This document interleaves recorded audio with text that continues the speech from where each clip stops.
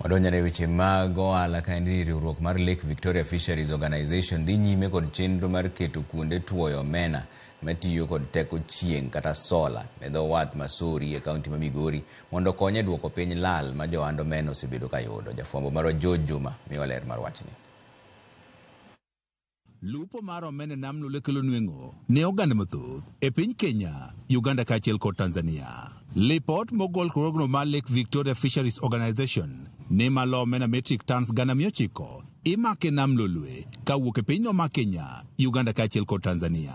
Kata bed nomena mathoth oseber ka imake nam Lolwe, lipot yango ni atamalo maduong' mag omena koro lal nono, kamoko bende wito nikech ok oritgi makare, kamoko bende ok otuo. Robert Kayanda materogno mar Lake Victoria Fisheries Organization mori kone wuoyi kinde romo mare kod gavana ma Migori Cheleako wacho ni atamalo 14 mag omena ma imake nam Lolwe e pinyno ma Kenya, Uganda kaachiel kod Tanzania koro lal nono nikech iwitogi kaluwore ni ok gituo makare. At regional level, we quantify post-harvest losses at 14%. It is even lost in completely that it is thrown out in. So this is a huge loss. Jolupo mag omena moting'o mago mag dho wath Masori e kaunti ma Migori osebedo ka yudo lal to aine kinde luoch. Wan kwa kele to wamoye to chieng' ema tuoye.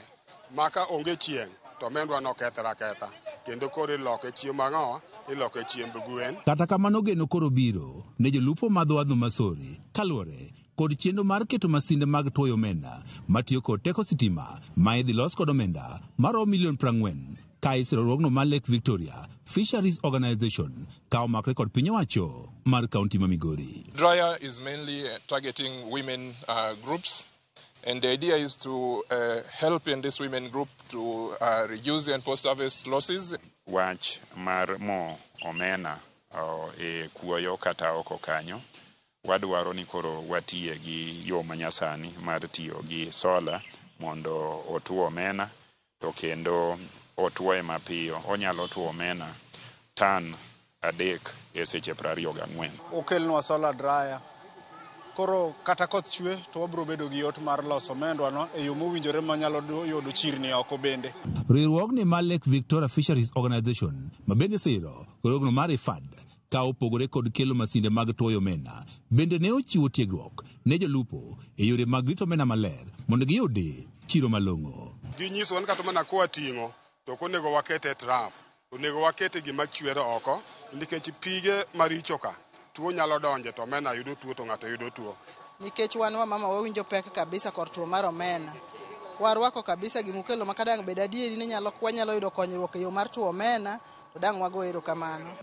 We are going to support fishers in Sori with solar lamps so that they are able to fish and protect the environment and using this climate smart technology that is being introduced through this project. Jolupo mag omena bende ni otiegi e yor lony manyasani ma ginyalo tiyo godo kata e manyo chiro maber mag omena.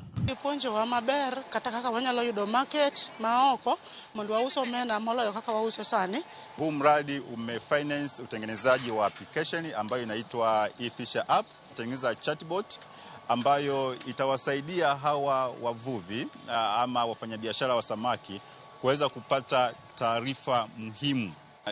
Inawapa mwongozo wa masoko yako sehemu gani ya uzaji au samaki wadogo na samaki wengine. Nyaka sani lupogo mag omena dho wath Masori koro keto mana geno margi kuom chieng' e tuo omena ka bende kinde bende koro koth nitie gibedo kod pek e tuo omena. Igeno ni chenro machal kod mae koro dhi konyogi e wechego mag tuo omena. George Juma, Ramogi TV, Migori.